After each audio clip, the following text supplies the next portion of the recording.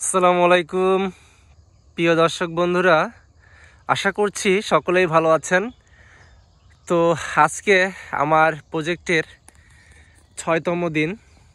আমার প্রজেক্টের ৬তম দিনের গাছের কন্ডিশনগুলো আপনাদের সঙ্গে শেয়ার করব, কেননা এই প্রজেক্টের A to Z আমি কিভাবে করি সেগুলা আপনাদেরকে আমি দেখাবো আমার ভিডিওর মাধ্যমে।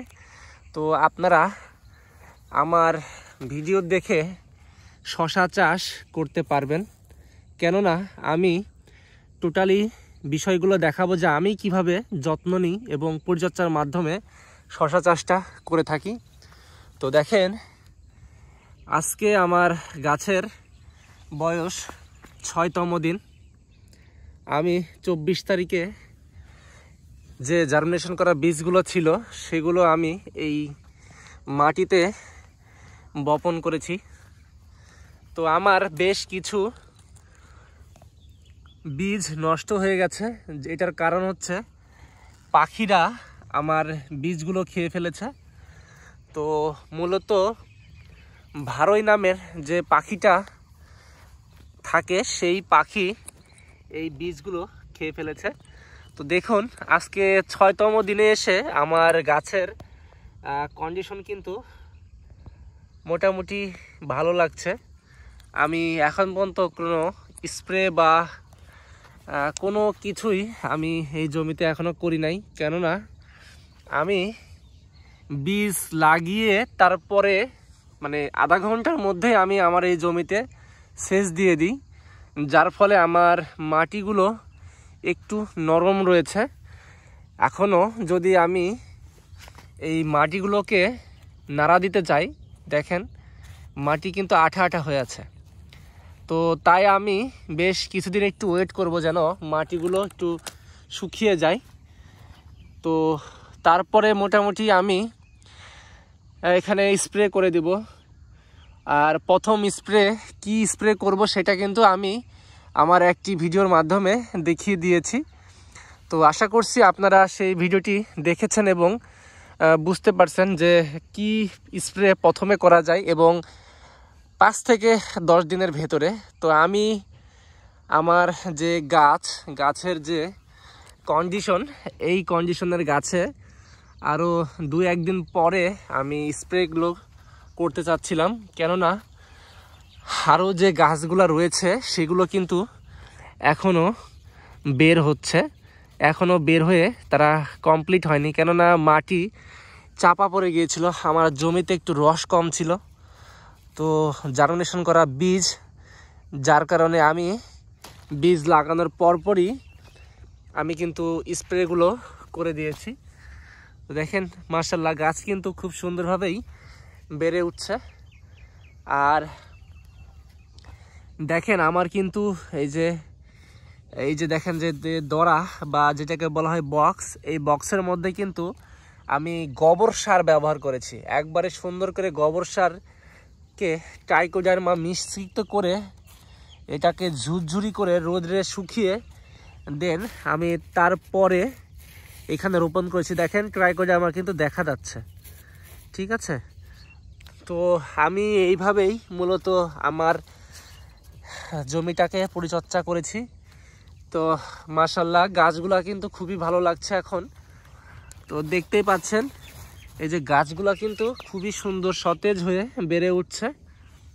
তো আমার এরকম বেশ কিছু লাইনে পাখিতে আক্রমণ করেছিল, আর সেই আক্রমণের ফলে আমার শশার গাছগুলো মানে হয়নি। এখন সেগুলোকে গড়া দেওয়া লাগবে, গড়া দিয়েছি কিছু, আর কিছু গড়া দিতে পারি নাই, কারণ আমার কাছে বীজ ফুরিয়ে গিয়েছে। আমি সেই বীজগুলো ব্যবস্থা করতেছি। এখন বীজগুলো আসার পরে আমি আবার এই জমিতে গড়া দেব। এখন আমার জমির কন্ডিশন খুবই খারাপ আছে, দেখতেই পাচ্ছেন। আমার জমির যে গাছগুলো দেখেন খুব একটা ভালো কন্ডিশনেও নাই বললেই চলে। গাছ তো সুন্দরভাবে বেড়ে ওঠার কথা, কিন্তু কিছু কিছু জায়গার গাছ যেমন এই গাছটা খুবই সুন্দর, আবার দেখেন এই গাছটা কত ছোট। তো এই ধরনের সমস্যা হয়েছে শীতের জন্য, যে গাছগুলো দেখেন, এই যে দেখেন এই গাছগুলো কত ছোট, আবার কিছু কিছু গাছ কতটা বড় দেখেন। আবার এইটা বের হচ্ছে, এখনও এটা কমপ্লিট হয়নি বের হয়ে। তো এই ধরনের সমস্যাগুলো আসলে শীতকালেই হয়ে থাকে। এই যে দেখেন পাখিরা কিন্তু এখানে এসেও আক্রমণ করছিল, কিন্তু এই শসার গাছগুলো দেখেন মোটামুটি কেমন একটু হলুদ হয়ে আছে। তো এই হচ্ছে ব্যাপার।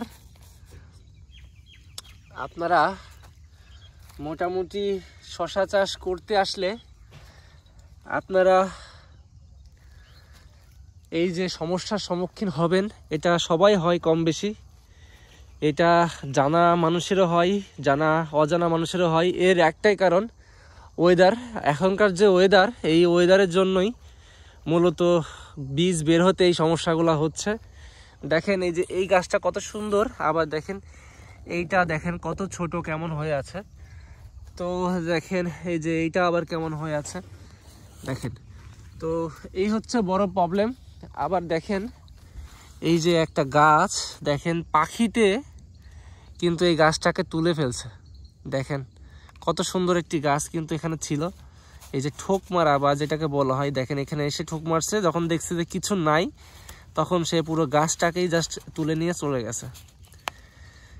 তো এইভাবে করে আমার শসা প্রজেক্টে পাখিতে অনেক লস করে দিল এবার।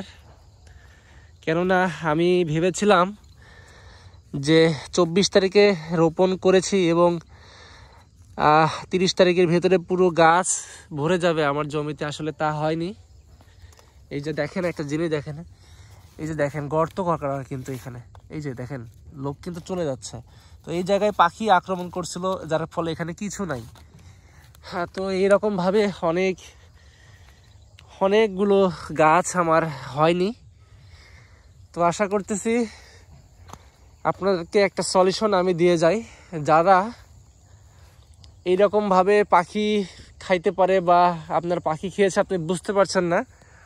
তো তারা এই যে দেখেন আমি কি করেছি, কিছু গাছ গড়া দিয়েছি, গড়া দিয়ে পেপারগুলোকে একটা সুন্দর করে এর ভেতরে ঢুকিয়ে রাখছি, যেন পাখিতে এগুলো বুঝতে না পারে যে এইখানে গাছ বের হবে কি হবে না, এখানে বীজ আছে কি আছে বা নাই।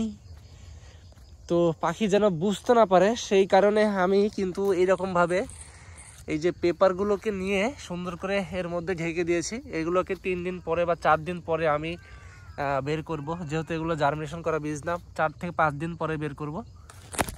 তো এইভাবেই মূলত আমার জমিতে আমি নতুনভাবে গড়া দিয়েছি, আর কিছু বীজ আসবে, সেগুলো আরও যেগুলো বের হয়নি সেগুলোতে গড়া দিয়ে দেব। তো শীতকালীন শসা চাষে আসলে আমি এই ধরনের সমস্যার সম্মুখীন হচ্ছিলাম এবং হচ্ছি। আপনারা কী ধরনের সমস্যার সম্মুখীন হচ্ছেন আমাকে আপনারা জানাবেন। সবাই সমস্যা দেখব, জানবো এবং এর প্রতিকারগুলো খুঁজে বের করব। তো সকলে ভালো থাকবেন, সুস্থ থাকবেন। আর আমার জমিতে সামনে 3 দিন বা 4 দিনের মধ্যে আমি প্রথম একটা স্প্রে করব।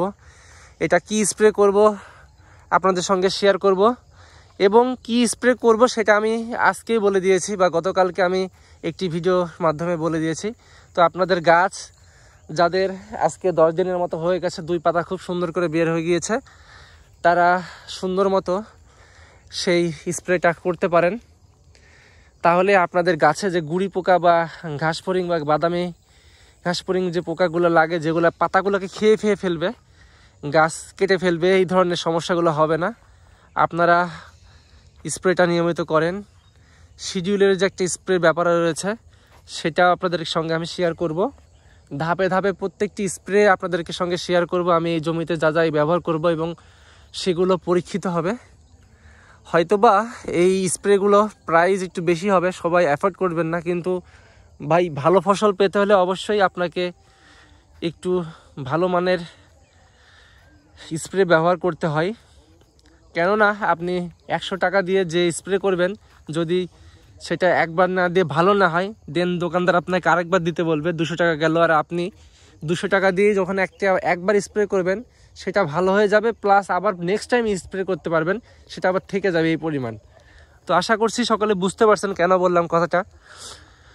সকলে ভালো থাকবেন, সুস্থ থাকবেন। আসসালামু আলাইকুম।